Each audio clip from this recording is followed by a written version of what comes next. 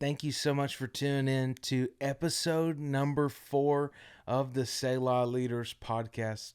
I am your host, Nick Newman. I'm here with my friend, Darren, who is our podcast guide. Yeah, it's good to be with everybody for episode number 4. It's crazy to think we're starting the 4th episode now, and the first 3 episodes have gotten some great views, some good response. So I'm excited to dive into number 4. Yeah. My mom loved the first couple episodes. No, we've had great support from, people who are just a part of the network and part of Selah Leaders. We've seen people in our church engage with it. And so that's been really cool to see. And, when we first started out on this journey, I am always more like over ambitious in an initial season. And so I remember coming to you with like, here's a list of what it was.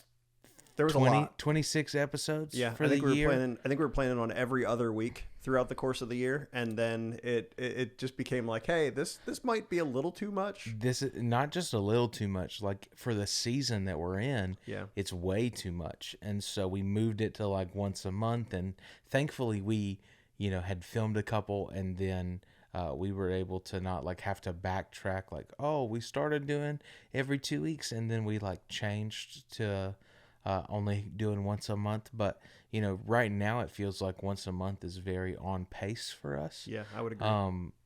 Because that's just the reality of the season that we're in. And I lead a church full time, lead Selah Leaders, another nonprofit, full time.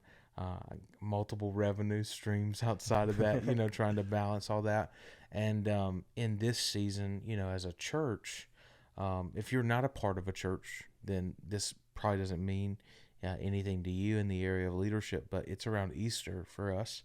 And so it's a little bit busier. Churches typically have only a few growth windows a year. We're kind of right in the middle of that. And on top of all that, we're building a brand new facility in our area. And so doing that, there's a lot more meetings and phone calls. Like this afternoon, I went to lay down to take a nap. And I was like, I'm going to snag a nap real quick before we do all these podcast recordings. And as soon as I laid down, I took 8 phone calls back to back. And was like, well, that nap, is just out the window. And so that's the reality of the season we're in. It's really busy. And I think today's like content is super important. We're going to dive into a 2-part series today called The 4 Enemies of Rest. And so my hope today is to talk about 2 of those things that kind of get in our way, that stand in the way of us resting. I've identified these as enemies for me. You may have a whole different set of list of things that like really keep you from resting, and if so, I'd encourage you to start your own podcast, right? Like I'd love to hear about those things, but for me in this season, even though I feel really busy, even though I feel like I've got all these things going on, it's never been more important for me to be rested. Yeah, that's good. And so I just came back from spending a couple of days in the mountains with Jesus, resting, recharging, seeking after him, because I've learned for you to be a healthy and effective leader, rest is essential. Yeah.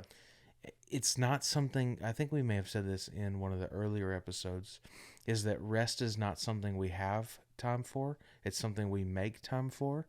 Like rest is a part of what we prioritize and what we value. And so if you're a leader, chances are really high you're going to feel like you're in a season where you don't have time to rest. But rest is not something you have time for. It's something you make time for. It's something that I intentionally orchestrate into my calendar because I value it. Yeah, that's good. And I think too, one of the other big things is like, for myself, coming from the business world, I think one of the biggest challenges that I consistently run into is it's like I'm jumping from full-time job and then jumping into the ministry side of things and making sure that I'm taking care of all of my responsibilities and otherwise. And so being able to prioritize rest doesn't seem like it's something that comes naturally. Yeah. And so, yeah, I'd love to kind of talk through these four enemies of rest and really understand, how can I make rest a bigger priority when it comes to, my own life from that standpoint too. Yeah. So the first enemy of rest that I've found in my own life is living a hurried life. Mm. One of the things that I love about Jesus, and John Mark Comer kind of unpacks this thought a little bit in his book, The Ruthless Elimination of Hurry, which if you haven't read that, it's a great read. For me, it's one of those books where it's a great introduction to rest. There's some elements that I'm like, yeah, man, I'd never do that. But I mean, there's rarely anything you're gonna read where you go, yep, I am Yeah, 115. I agree with everything. Yeah, Yeah, it's not that's going to happen. that's not the case. And in all honesty, we never engage with content because we fully agree with it. Right. If we did, I'd quit scrolling through social media. Right? That's Like, fair. same thing we teach people when we talk about reading the Bible. Right? You don't read anything because you believe it's true. If you did, social media would go out the window for you. But when we engage with truth, it can change us from the inside out. And so, John Mark Comer's book, Ruthless Elimination of Hurry, is phenomenal. But one of the things he talks about in there is that Jesus was always busy, but he was never in a hurry. Yeah. And I think a lot of times as leaders, we go, how can I get rid of busyness? You're probably not going to do that. Like, every time I come out of a busy season, I end up in another busy season. Yeah.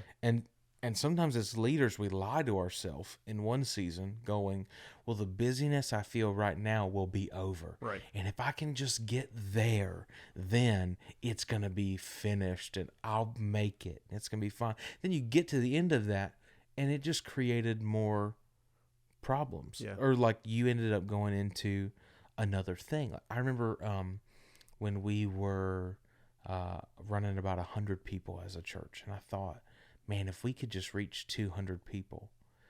For some reason, I thought that at 200 people, man, this was going to be a cakewalk.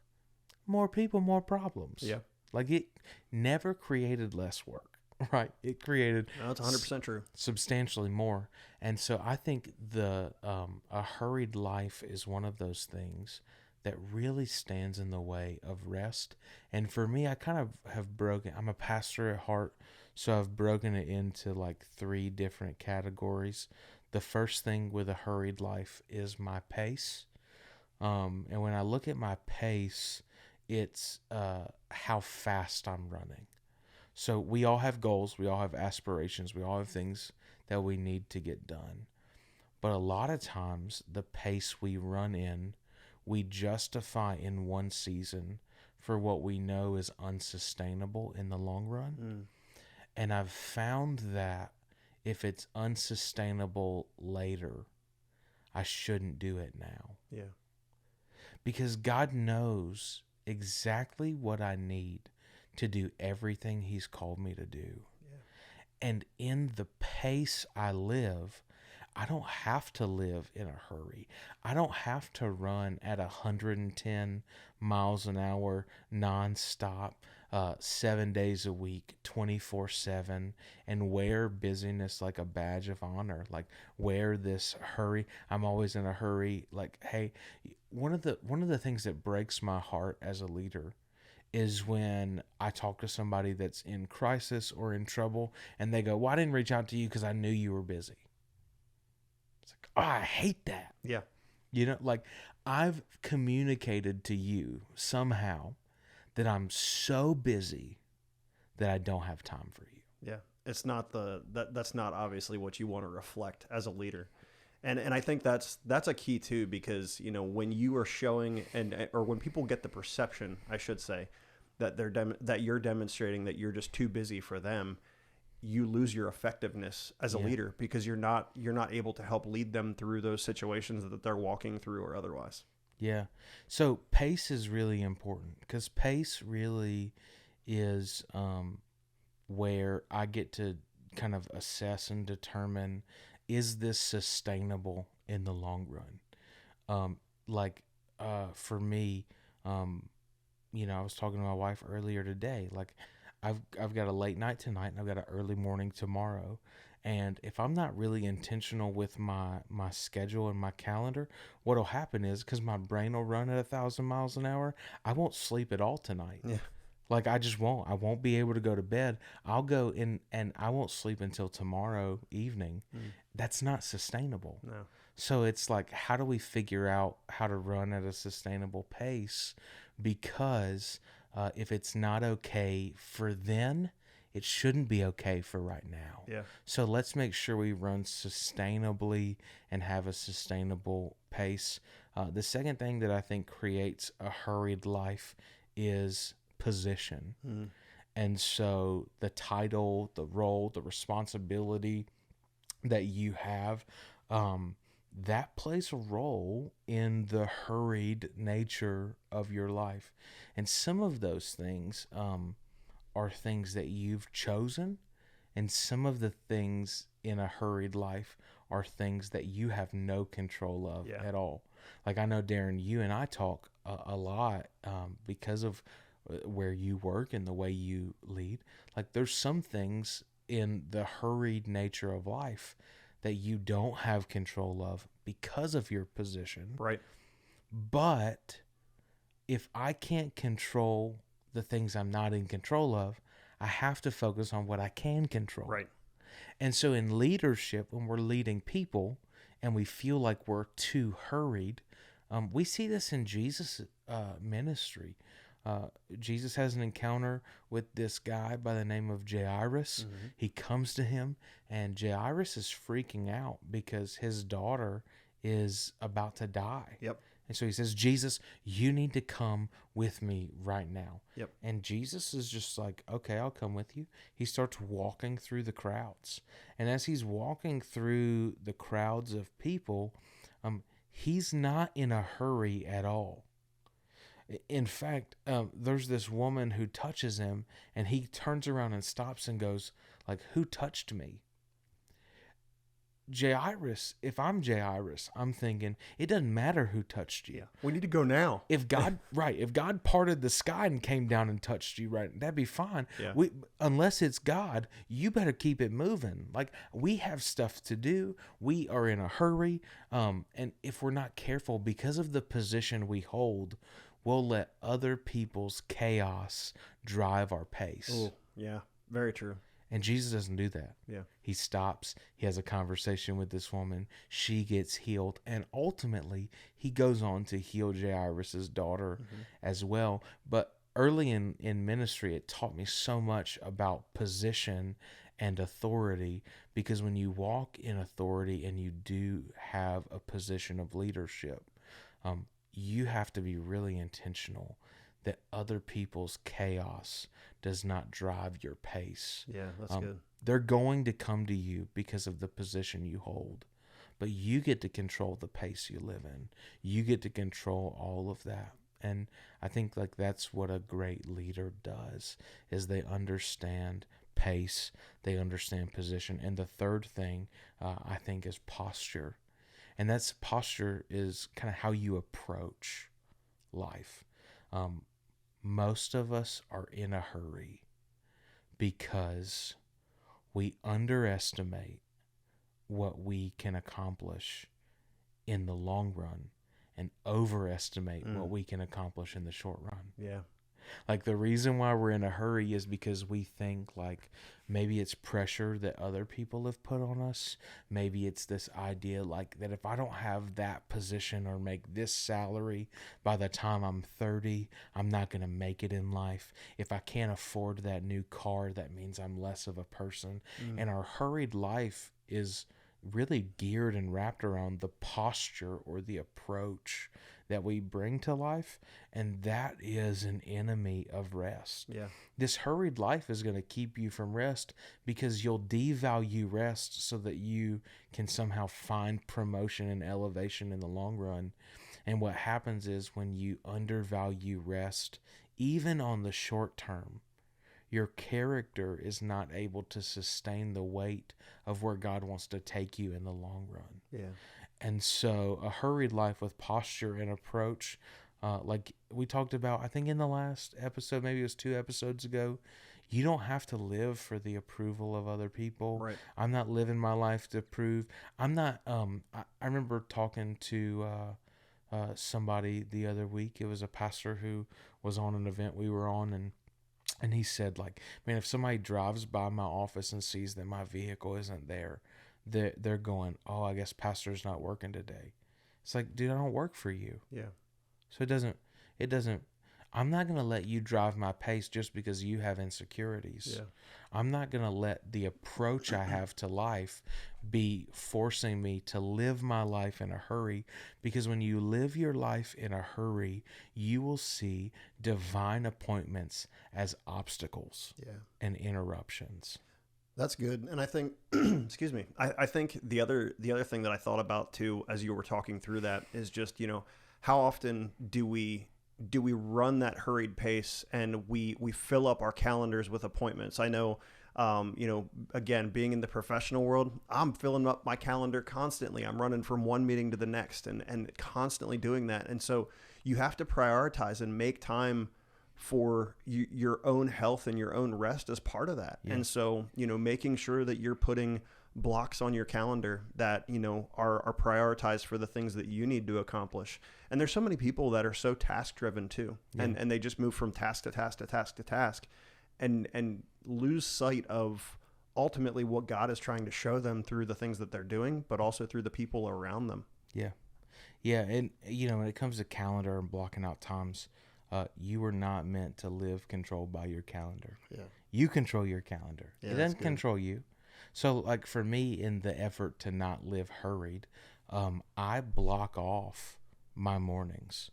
So you're like, for people who really want to meet with me and stuff like that, it happens after lunchtime, because my best time with the Lord and my best time to do the things that I need to do as far as creative writing, book writing, sermon writing, leadership teaching, all that stuff happens in the morning. Yeah.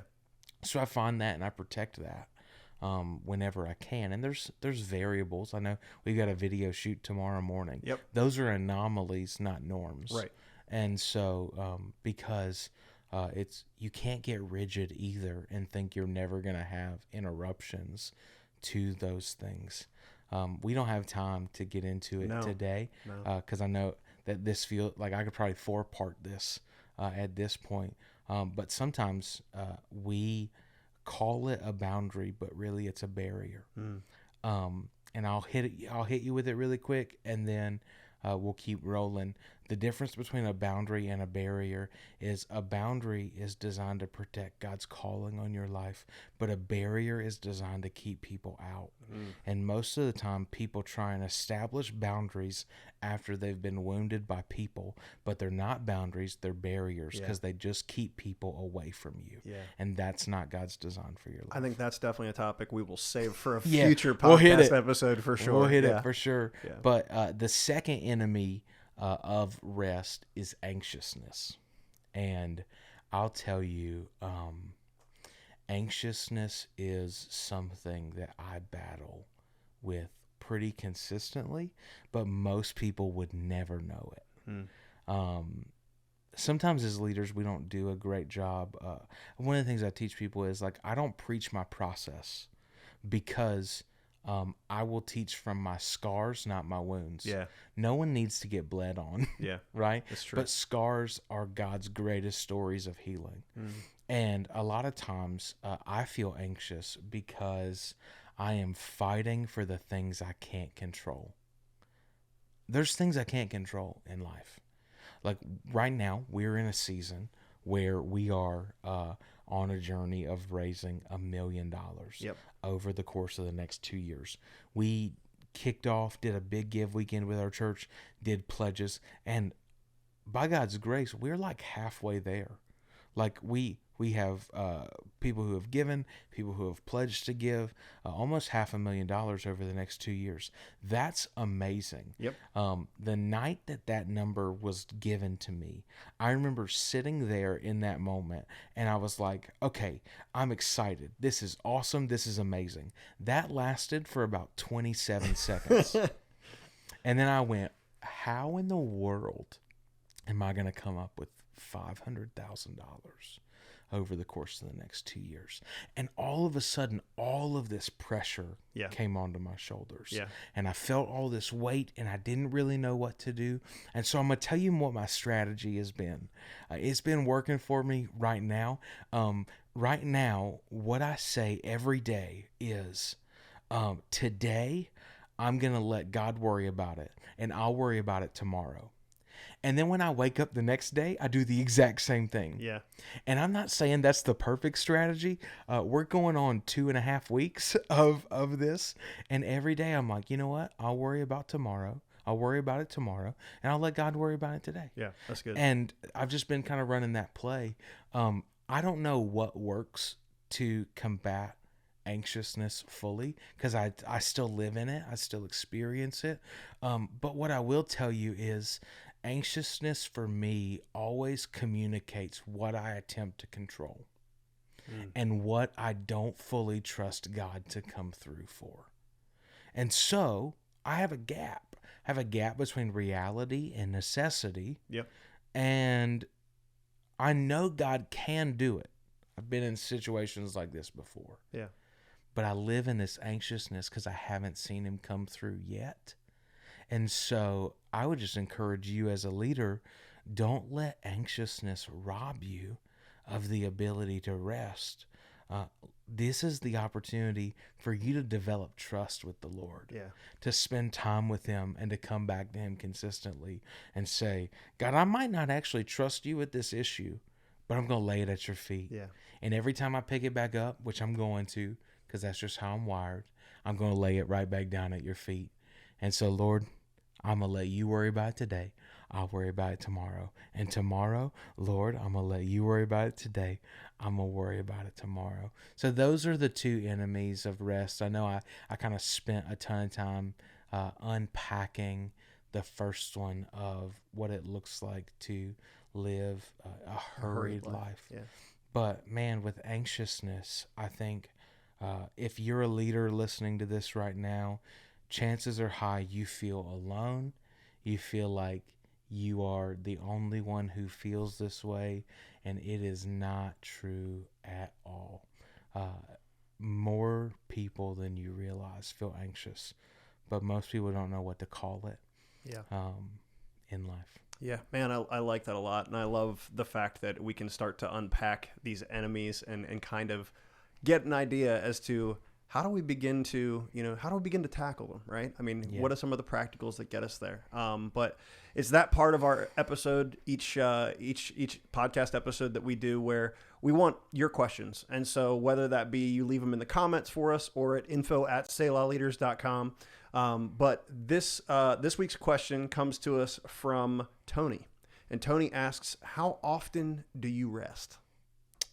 As much as possible. No, listen, here's the reality. Jesus didn't give us a number.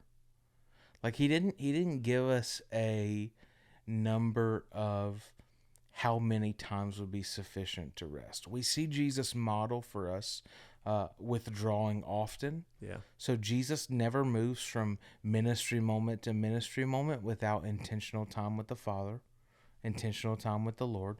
And so I think, like, for me, like a couple rhythms. One, I take every Friday off. That's my Sabbath. I do everything I can to protect that. But the Sabbath is not absent of ministry. Right. So Jesus, you're never more like a Pharisee than when you won't do ministry on the Sabbath. Because Jesus talks to them about that. He has a lot of conversations. They're like, "How you can't do ministry on the Sabbath?" He's like, "Yes, you can." Yeah. Right. Because the Sabbath is ultimately about connection with the Lord. And so I would say, like, I rest weekly. I get away quarterly for a couple days, like 3, sometimes 5 days, really depending on the weight of the season and what I need for that. And then, I go on vacation with my wife, but vacation and rest are different. Vacation is really for your physical body, where Sabbath rest is for your soul. Yeah. And so I would say figure out what that looks like for you. The easiest thing to do is to start somewhere. Because I've never met a leader who rested well and was unhealthy. Mm. Like most leaders who rest well are healthy and thriving. I think it's the only way to stay in the game for the long run. We've hit 7 years as a church. Mm-hmm. So I have an entire month that I am taking off this year Yep. to kind of just rest and take that time. I don't think there's a secret sauce for how many days you take. I know Rick Warren used to say for every 7 days you take a day, for every 7 weeks you take a weekend, for every 7 months you take a week, and for every 7 years you take a month. It was like a 7. There are a lot of sevens involved in it. You can work off that system. I think the big thing is for you to become a self-aware leader, to know what drains you, know what weaknesses you have, and then act accordingly. Because when you do that, you will find the most fruit in rest. Yeah, I love that. And I think you and I have talked about this a lot, but it's all about establishing a rhythm, getting in that rhythm of rest. And so great practicals this episode. Come on. I love it. You got any parting thoughts? No, just when you feel like you have to live in a hurry and you feel anxious, know that it's tactics of the enemy trying to rob you of your God-orchestrated design to rest. Mm. The good news is that the enemy has been defeated. So every territory I give him is simply one that I've relinquished to him. He has no right, he has no authority to rob me of God's design for rest in my life. Hey, thanks so much for checking out this month's episode of the Selah Leaders Podcast. Darren and I are so grateful that you chose to spend some time with us today to check it out. But do us a favor, be sure to hit the like button, subscribe, comment, share it with a friend, family, or another leader in your life. It would truly make a huge difference. Yeah, and if you'd like more information, jump over to selahleaders.com.